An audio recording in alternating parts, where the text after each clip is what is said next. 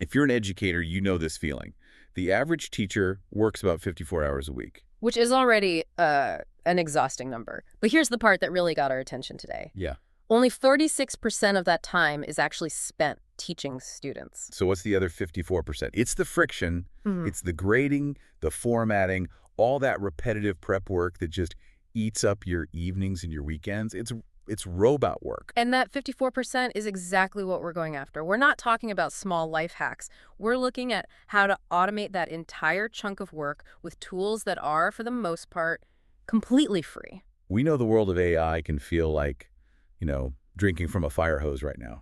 There are so many acronyms, so much jargon. It's overwhelming. It is. So our mission here is to cut through that noise with a curated list of 10 practical free AI tools for education. And we've organized them by what they do: content creation, assessment, tutoring, and organization. And then we'll get to the really critical part: how to implement them and what the risks are. Right. The core idea, really, before we even start, is that this isn't about replacing teachers. It's about removing the mechanical work so you can be more present, more empathetic, more human in the classroom. We want to give you back your Sunday. Exactly. Okay, so let's jump in with the first big time sink: content creation and lesson planning. These tools are designed to take hours of work and just shrink it down to minutes. So the first one, the obvious starting point, is ChatGPT, the free version. You should think of it as a tireless intern. Yeah, a very, very fast intern. It can save you, what, 2 or 3 hours on brainstorming alone? Oh, easily. But you have to know how to talk to it. I'll admit, I still wrestle with prompt drift myself sometimes. Oh, me too. It's a real thing. Maybe we should define that. For anyone listening, prompt drift is when the AI just sort of wanders off topic as you ask more questions. It loses the original context. Exactly. You have to be specific. But when you are, wow, you can ask for a full 45-minute lesson plan for, say, 7th grade photosynthesis. Ask for the NGSS objectives: a hook, 3 activities, differentiation strategies. And it just structures that entire plan in less than 60 seconds. The speed is wild. But that brings us right to the big warning sign. Hallucinations. What does that actually mean? It's simple, really. A hallucination is when the AI is confident but factually wrong. So it just makes things up. It makes things up. The text sounds plausible, but the facts or dates are just incorrect. Okay, so from brainstorming, let's talk about formatting.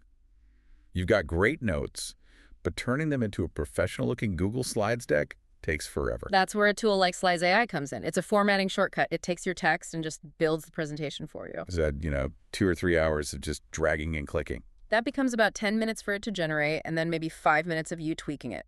The key is that your input needs to be well structured. Good bullet points, clear headings. Garbage in, garbage out. Always. Next up is a tool called Curipod, which you've called the engagement engine. Yeah, because it creates lessons that basically mandate student participation. You can ask for a lesson on something complex, like climate change ethics for 9th graders. And it does more than just make slides. Right. It builds in live activities. It might start with a poll, then move to a word cloud where every student has to contribute a term. The lesson literally won't move forward until the students engage. It shifts the classroom from passive listening to active discussion. It really does. And finally, in this category, there's the visual powerhouse, Canva for Education. Which is completely free for verified teachers. You just use your school email. And it's not just for infographics, which it does brilliantly, that 2-hour PowerPoint job that becomes 15 minutes in Canva. It also has an AI tool built in called Magic Write. It can generate text for posters, worksheets, or even, those parent newsletters you have to write when you have zero brain power left. So given that these tools can generate things so fast but might hallucinate, how does a teacher's role change when it comes to vetting content? The teacher becomes the critical expert eye, not just the creator. That's the trade-off for the speed. Okay, so we've saved hours creating content. Yeah. Now, the next huge time sink is figuring out if students actually understood it. Assessment. Exactly. And here we're moving beyond just saving time. We're talking about getting data that actually improves your teaching. The first tool here is Quillionz. It's an instant quiz generator. Writing good multiple-choice questions is mentally taxing. It really is. With Quillionz, you can take a 3-page article on, say, the American Revolution, upload it, and it spits out 15 questions in 30 seconds. And you can export those right into Google Forms. Yep.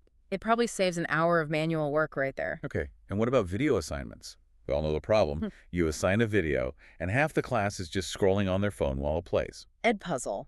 It solves that problem completely. It turns any video from YouTube or Khan Academy into an active lesson. Students can't skip ahead. And you can embed your own questions right into the video timeline. But the dashboard is the really fascinating part.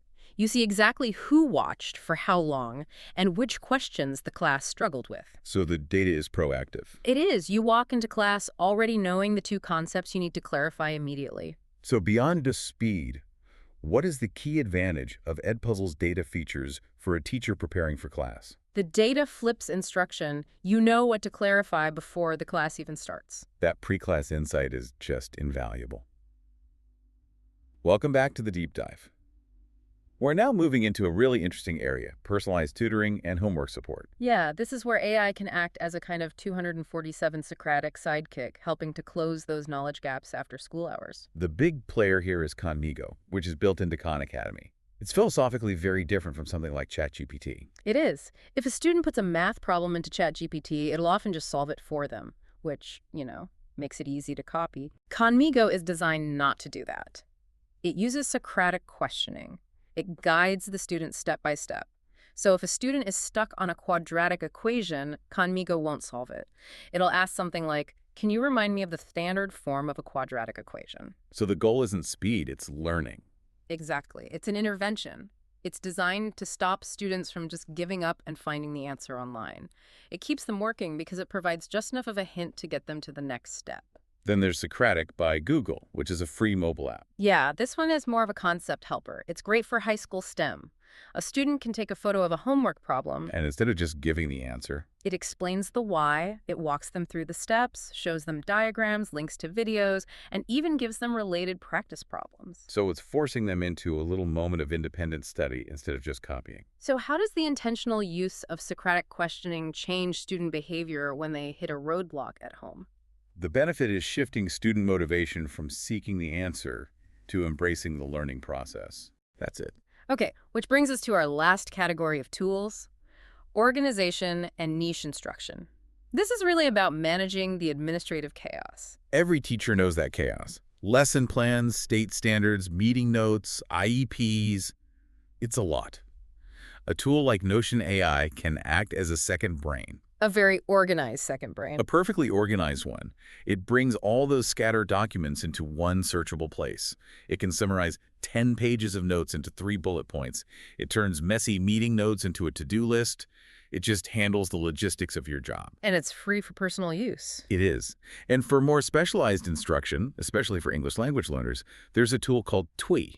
This one sounds really specific. It's an ESL teacher's secret weapon. It generates materials tailored to specific proficiency levels, from A1 beginner to C2 mastery. So you could ask for, what, a B1 level lesson on job interviews? Exactly. And it will deliver the whole package. Yeah. Vocabulary, a sample dialogue, grammar points, role play prompts. It's way more focused than a general AI could be. So with a big organizational tool like Notion, which has a bit of a learning curve, what's the best way to adopt it? Start small pilot, one feature with one set of plans before attempting full migration. Okay, so we have 10 tools. The immediate feeling is probably anxiety. How do I learn all of this? And that's why the implementation strategy is so important. The source suggests what it calls the 2-week pilot strategy. And the first rule is critical. Don't try to learn all 10 at once. Do not do it. It's a recipe for burnout and failure. So the strategy is more measured. First, you identify your biggest pain point.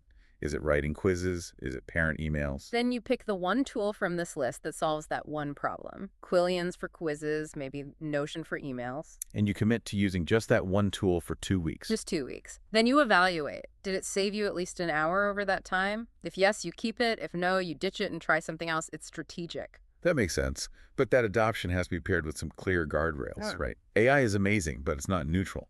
Absolutely not. Guardrail number 1, data privacy.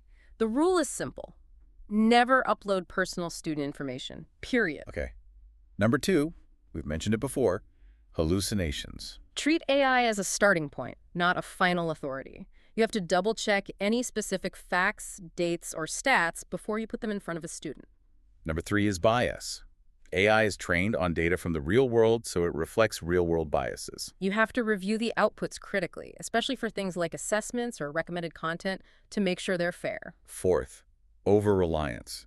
We can't let AI replace critical thinking. Right, we still have to design assignments that require human judgment and creativity. And finally, number 5, the digital divide.